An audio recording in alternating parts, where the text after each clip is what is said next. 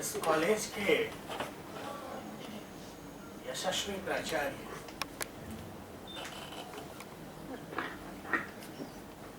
और हम सबों के सर मुंह मत करिएगा सामने। अग्रज आदरणीय डॉक्टर ज्ञानतोष झा जी, हमारे मित्र सहपाठी और साथ रहने वाले समुना दुबे जी, दिल्ली विश्वविद्यालय के विभिन्न महाविद्यालयों से आए हुए असिस्टेंट प्रोफेसर्स, मेरे विद्यार्थी जो रिसर्चर भी हैं और दिल्ली विश्वविद्यालय में पढ़ाते भी हैं, उन सबको मेरा प्रणाम।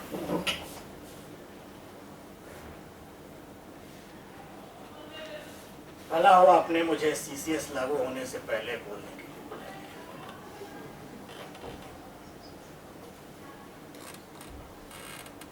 मैं कुछ बातें आपसे चर्चा कर सकता हूँ, आपसे बात कर सकता हूँ। लोकतंत्र, विकास और भागीदारी, ऐसा विषय कुछ हमने चुना और आपने सहमति भी दी। फैकल्टी डेवलपमेंट प्रोग्राम के सस्टेनेबल डेवलपमेंट विषय पर जो कि आपकी ये 7 दिनों की परिचर्चा है, मैं लोकतांत्रिक समाज में विकास की दुश्वारियों पर, चुनावी किंतु परंतु पर आपसे मुखातिब हूंगा। हमारी परंपराएं और हमारा समाज, चाहे ज्ञान की हो या संस्था निर्माण की, वो एक वैचारिक विमर्श का प्रतिफल है। इसलिए हमारे यहाँ ज्ञान आविष्कार नहीं है, उत्तराधिकार है। उपनिषद का अर्थ ही हुआ है साथ बैठकर चर्चा करना। मैं विश्वविद्यालय में नाटक पढ़ाता हूं, मेरी रोजी रोटी विश्वविद्यालय में हिंदी नाटक पढ़ाने से चलती है। हम लोग नाट्यशास्त्र पढ़ाते हैं। नाट्यशास्त्र की शुरुआत ही कुछ इस रूप में होती है कि भरत और उनके 100 पुत्र, 100 पुत्र यानी शिष्य, 100 शिष्य आमने सामने बैठकर चर्चा करते। शिष्य उनसे जिज्ञासा करते और भरत उत्तर देते। शिष्य सवाल उठाते, भरत जवाब देते। एक ज्ञान का विचार विनिमय होता है। भरत ऐसमा नहीं लगाते। तो जब मैं ऐसा कह रहा हूं तो मेरा संकेत उस ओर है कि भारत में लोकतंत्र और विमर्श की परंपरा एक जीवन मूल्य की तरह है। हम शायद सभी इस देश में लोकतांत्रिक परंपरा और लोकतांत्रिक संस्थाओं के कारण हैं। मैं आपको संकेत करना चाहूंगा कि यहाँ के दर्शन में, यहाँ की जीवन शैली में, यहाँ के समाज के यथार्थ में आप इसको पढ़ सकते हैं। यहाँ न्याय है, सांख्य है, वैशेषिक है, मीमांसा है, वेदांत है, फिर जैन, बौद्ध और चारवाक है। यानी दर्शन की पूरी परंपरा अपने आप में लोकतांत्रिक परंपरा है। मैं इस सत्र में इसी लोकतांत्रिक उत्स पर और भागीदारी के सवालों पर चर्चा के कुछ बिंदु आपके सामने रखता हूं। 47 में अंग्रेज गए, कायदे से गोरे अंग्रेज चले गए। हमने एक लोकतांत्रिक परंपरा और लोकतांत्रिक शासन प्रणाली के तहत सरकार चलाने का निर्णय लिया। तर्क था कि समाज के अंतिम सिरे पर खड़े आदमी को न्याय मिलेगा, और सचमुच इससे बेहतर कोई शासन प्रणाली हो नहीं सकती थी। कृषि, बेरोजगारी और आर्थिक परतंत्रता की समस्याओं का समाधान एक कल्याणकारी राज्य के ही सांचे ढांचे में संभव था। एक नेहरूवियन मॉडल था,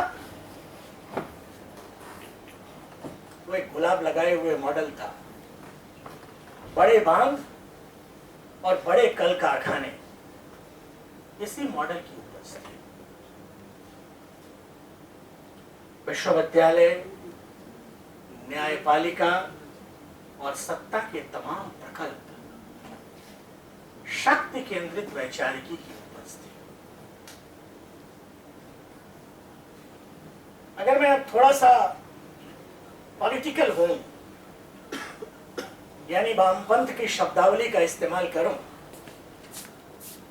तो ये कैपिटलिस्ट बुर्जुआजी के निकष थे। हमारा टैक्सेशन सिस्टम, हमारी जुडिशियरी, हमारे वैचारिकी के संस्थान एक तरह से औपनिवेशिक पुरस्कार थे। मित्रों, इसके कुछ अच्छे निकष भी आए, पर एक जो बात आई, आप सभी गौर कीजिएगा। जो वैचारिक निर्माण हुआ, जो स्वातंत्रोत्तर भारत का दिमाग बना, वो एक आदतन खुशामदी दिमाग था।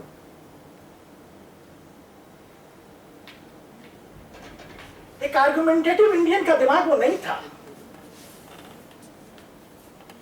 भारतीय जीवन में तार्किकता और संदेह का प्रतिपक्ष था। जी जी, यस यस, एक आदतन खुशामदी दिमाग। हिंदी के एक कवि हैं तो समाजवादी पर कोट कर रहा हूं, रघुवीर सहाय। आज हमें चाहिए ऐसा अदब दिमाग जो आदतन खुशामदी न हो। हमारी संस्थाएं, हमारा लोकतंत्र और हमारे सत्ता के निकाय इस आदतन खुशामदी दिमाग के विक्टिम है। मित्रों, मैं जब ऐसा कह रहा हूं तो आपको बता रहा हूं, और आपको बता क्या रहा हूं, आप सब जानते हैं, विद्वान लोग हैं, कि लोकतांत्रिक समाज में जो लोकतांत्रिक दल पैदा हुए, स्वातंत्रोत्तर भारत के लोकतांत्रिक दलों में आंतरिक लोकतंत्र नाम की कोई चीज है ही नहीं। ये दरोवस्त वाम दक्षिण कहीं देख सकते हैं। और 80 और 90 के दशक में जो छोटे राजनीतिक दल बनते, वो तो लगभग प्राइवेट लिमिटेड कंपनी की तरह थे।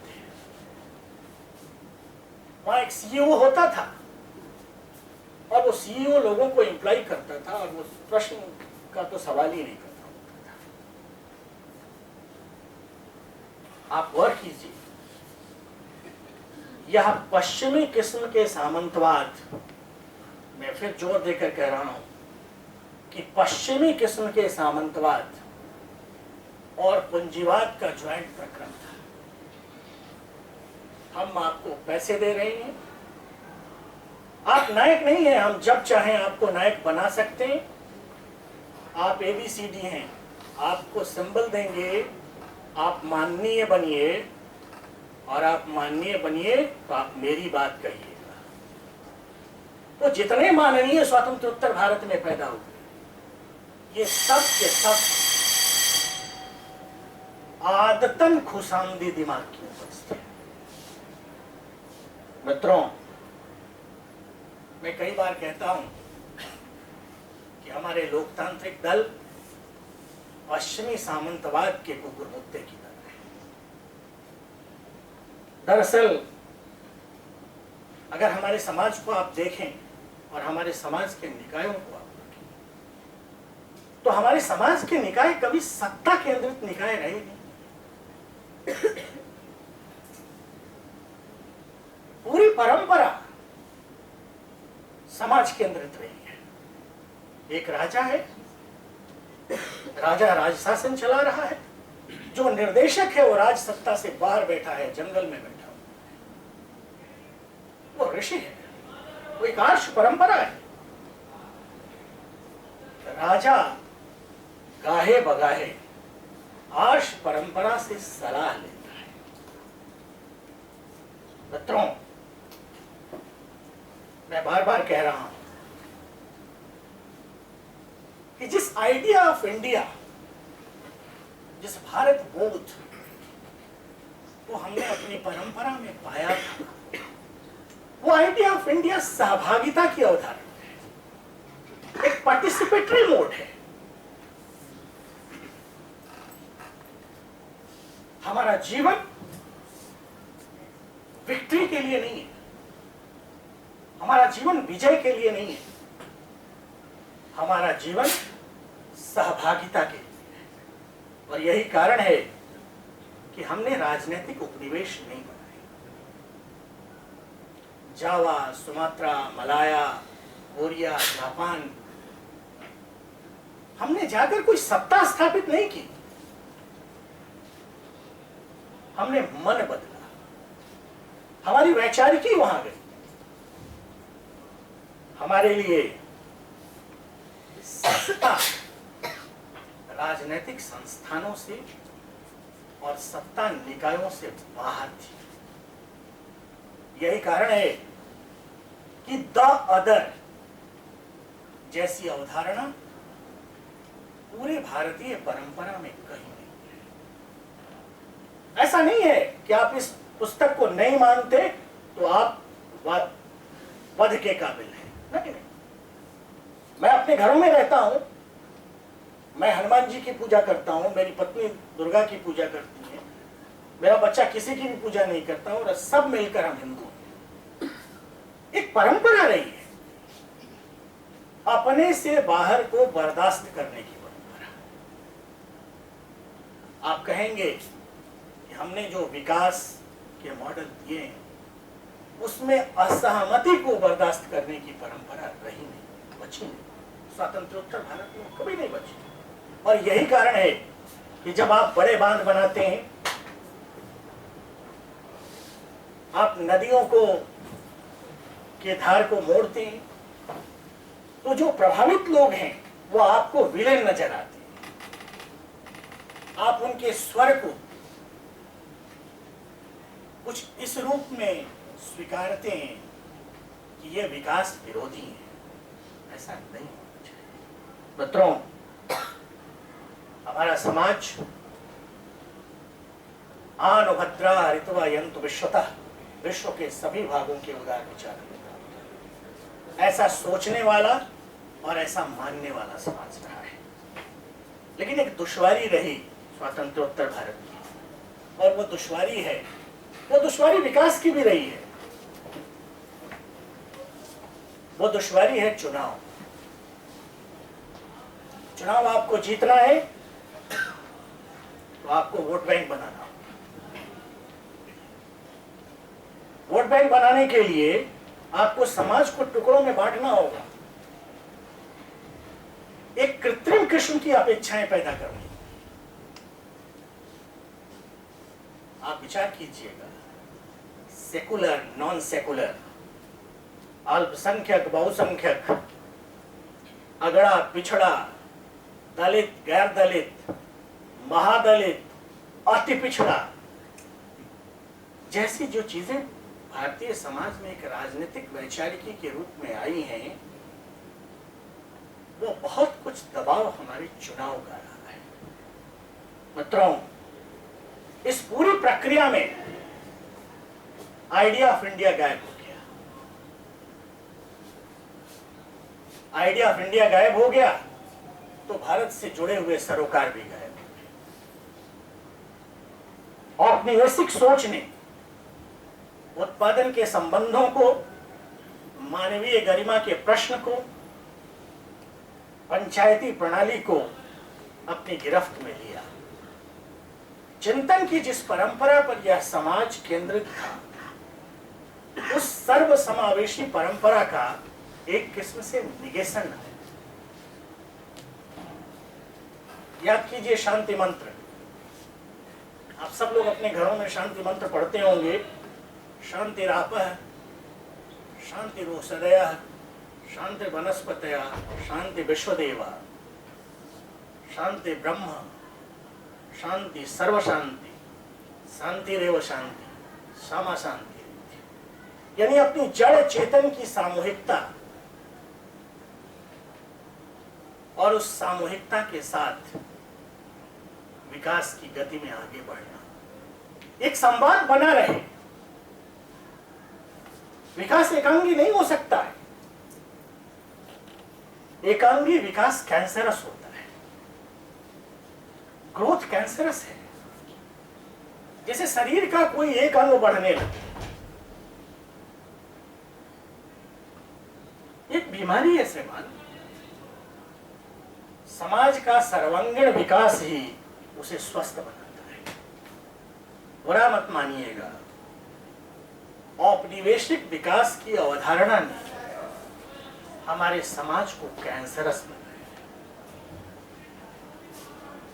आजादी के बाद चुनाव जीतने के लिए एक एस्पिरेशनल पॉलिटिक्स शुरू की। एस्पिरेशनल पॉलिटिक्स समझते होंगे, आपकी भावनाओं को हवा देना, आप में सपने पैदा करना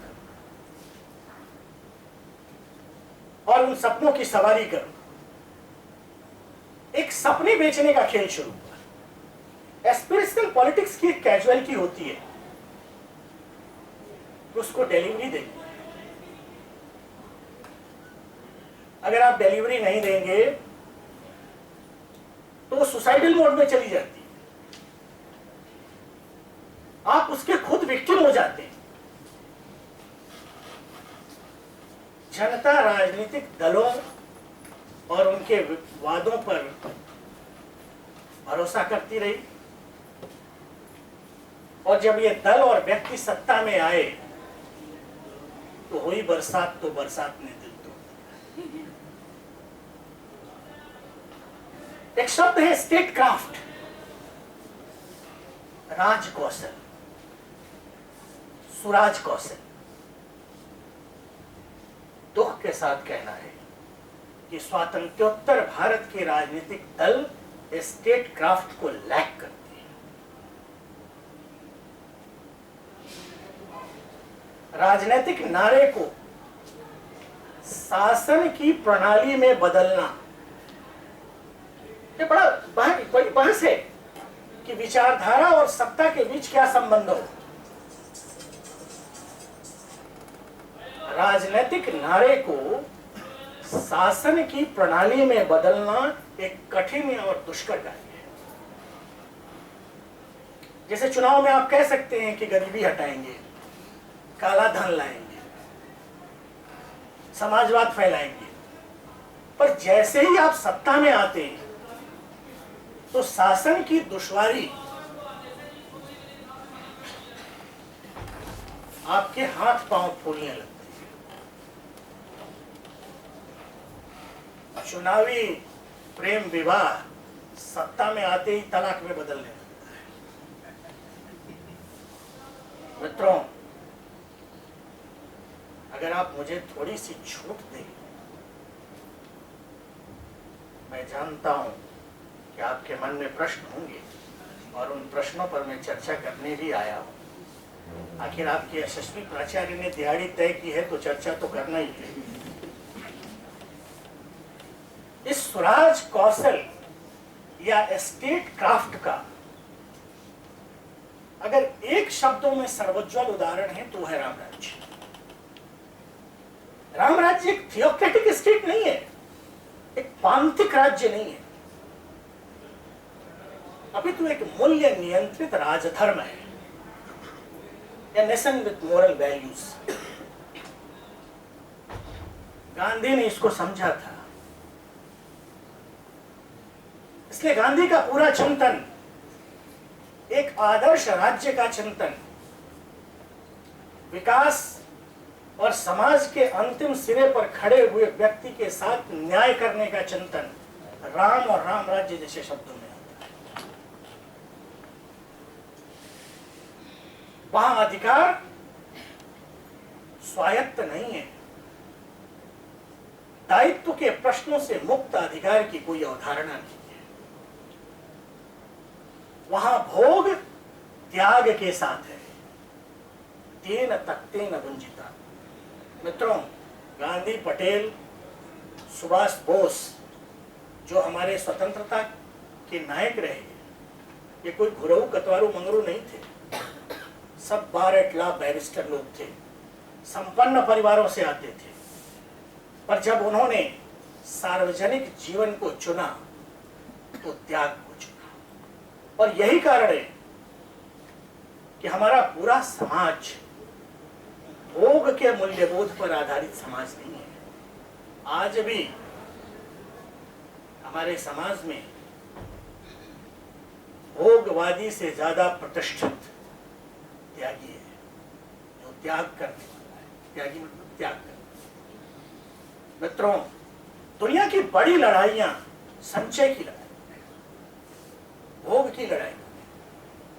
हम एक समाज के रूप में त्याग के मूल्यबोध की प्रस्तावना करते हैं। धर्म को, राजदंड को धर्मदंड से नियंत्रित करने की प्रस्तावना करते हैं। इसलिए हमारा मूल्यबोध एक विकेंद्रीकृत अर्थव्यवस्था का समर्थक मूल्यबोध है। साधनों का जितना विकेंद्रीकरण होगा उतने ही कार्य अवसर बढ़ेंगे। आप याद कीजिए, आप सबने द्वितीय पंचवर्षीय योजना को पढ़ा होगा। वहां प्रस्तावना की गई कि द्वितीय पंचवर्षीय योजना का उद्देश्य समाजवाद को लाना है। यह समाजवादी समाज जिस रूप में भारत में बना, उसकी परिणति आप देख सकते हैं। जिसे रिवोल्यूशनरी होना था वो लुम्पेन हो गया। मित्रों, बेतरतीब शहर, नाली बनी हुई नदियां और उजड़े हुए जंगल स्वातंत्रोत्तर भारत के विकास के प्रमाण हैं। शहरों को हमने रहने लायक बनाया नहीं और गांवों को रहने लायक रहने नहीं दिया। शहर केंद्रित विकास और रोजगार के अवसर ने गांवों से अंधाधुंध पलायन को जन्म दिया। छोटा किसान शहरी मजदूर बन गया। जिस चीज को आप बार बार कहते हैं ना कि स्वातंत्रोत्तर भारत में शहरीकरण की गति इतने परसेंट है, इतने परसेंट है, वो शहरीकरण नहीं है। मूलतः आपने एक सम्मानित किसान को मजदूर बना दिया है। समाज का पारंपरिक ढांचा बिगड़ गया, महानगर झुग्गियों में तब्दील हो गए। हमारे महानगर फेसलेस सोसाइटी है। फेसलेस होना संस्कारहीन और मूल्यहीन लोगों के लिए स्वर्ग है। आपको कोई नहीं पहचानता, आप समाज के प्रति किसी उत्तरदायित्व में बंधे हुए नहीं है। खुल के खेलिए, यहीं बगल में चले जाइए, फिर जो करना हो। समाज का एक ढांचा टूट गया। हमारा देश भीड़ में तब्दील हो गया। नारा लगाती हुई भीड़, रैलियों में जाती हुई भीड़, दशहरे में रेलवे से मरती हुई भीड़, एक ऐसी भीड़। और इसने जो लोकतंत्र पैदा किया, वो तमंचा पांडे पैदा किया। याद कीजिए, हयात के बाहर साहब लहरा रहे थे, वो लोकतंत्र के विषबेल थे। उनकी ताकत इस देश के वोटर ने वो ताकत दी थी जिसको वो लहरा रहे थे। उनके पिता, उनके चाचा इस देश के लोकतांत्रिक प्रणाली की देन थे। मित्रों, दुर्भाग्य से देश इसी तमंचे पे डिस्को कर रहा है।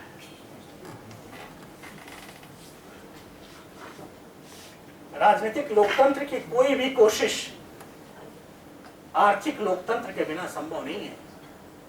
हमारी चुनावी व्यवस्था ने जिस विकास को, जिस परिवेश को जन्म दिया, वहां न परिवेश की चिंता थी, न ही कमजोर की चिंता। यह लगभग उसी तरह से था कि जैसे किसी घर में बेईमान बड़े भाइयों ने एक पल्ला बन जाने के बाद, एक घर का एक तल्ला बन जाने के बाद बेहतरीन जगहों पर अपना बिस्तर सजा लिया, और जब वो बिस्तर की व्यवस्था कर रहे हों तो घर की बूढ़ी मां,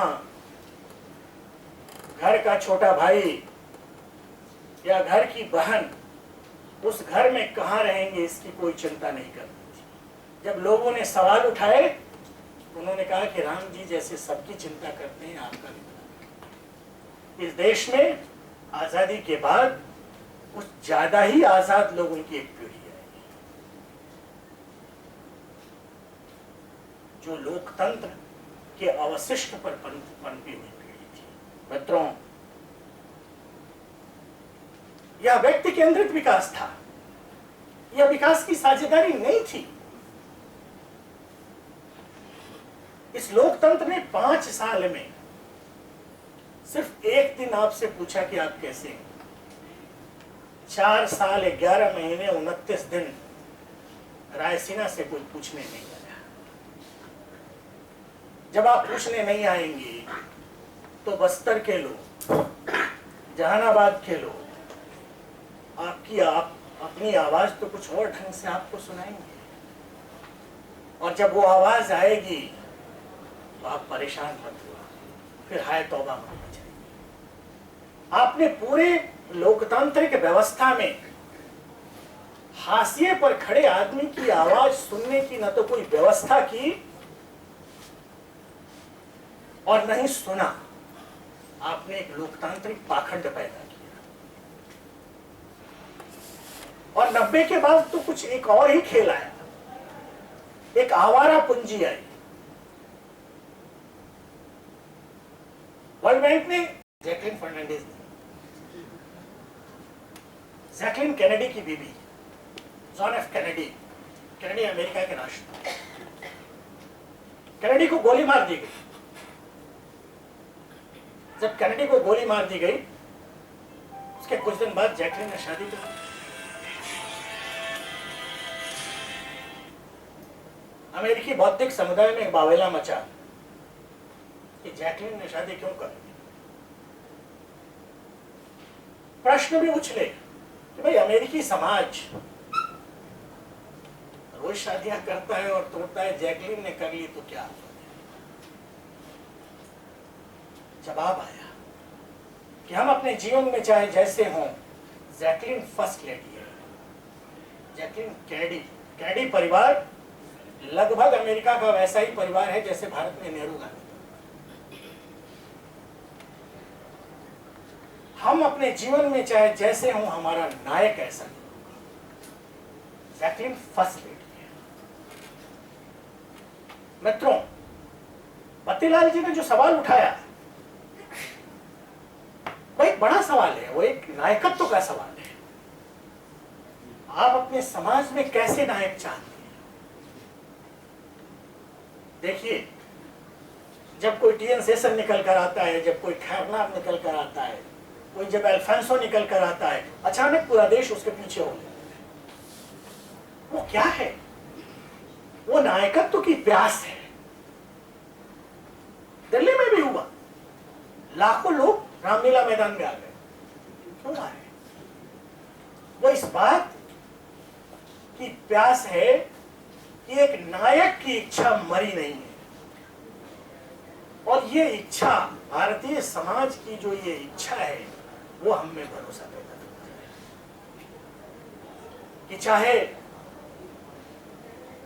भारतीय राज्य के असफल होने के चिन्ह जगह जगह दिख रहे हों,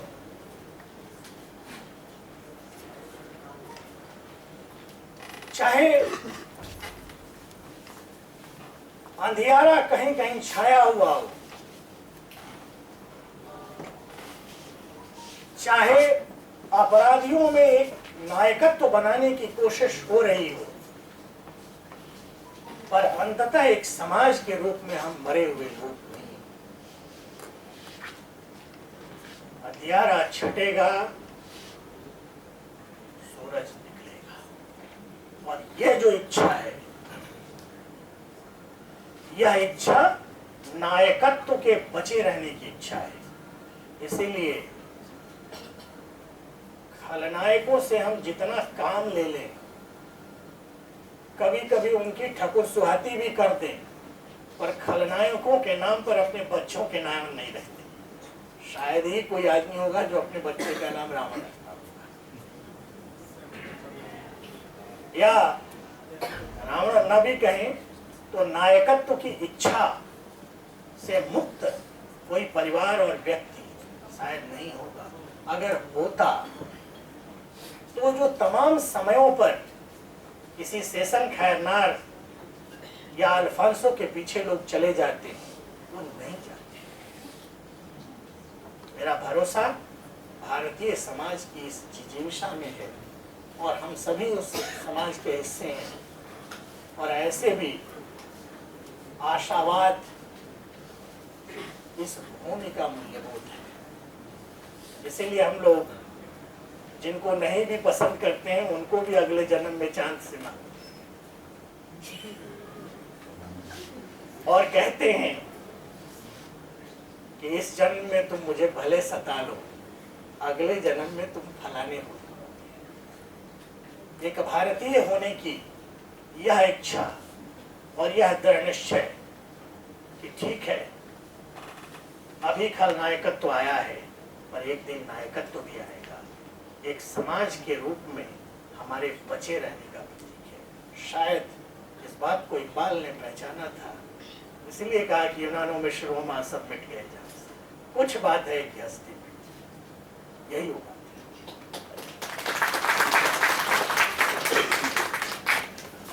मैं सर संदीप हूँ, ARSD कॉलेज में यहीं पे कॉमर्स पढ़ाता हूँ। मेरा आपसे मतलब एक टिप्पणी चाहूँगा कि आपने बहुत बढ़िया बोला, चीज़ों के बारे में आपकी समझ भी काफ़ी अच्छी है।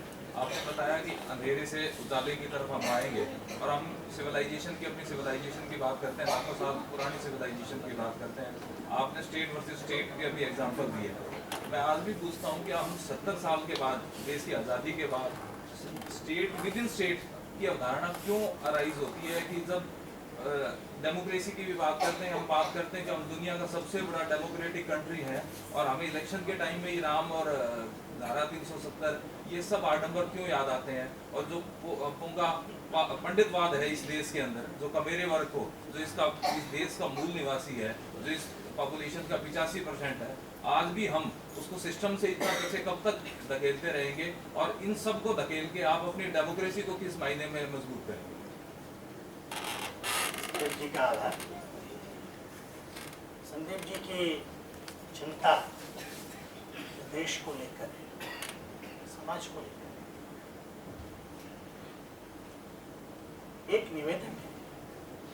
व्यक्तियों के जीवन में 70 साल ज्यादा होते हैं, और राष्ट्र के जीवन में 70 साल उतने ज्यादा नहीं होते कि हम राष्ट्र का मूल्यांकन करें। सर, आपकी सिविलाइजेशन तो लाखों साल पुरानी सिविलाइजेशन का हम क्लेम करते हैं ना, पर जो लाखों साल पुरानी सिविलाइजेशन में आज आप लोगों को 50% पॉपुलेशन को तो 2 टाइम की रोटी भी नहीं दे पा रही।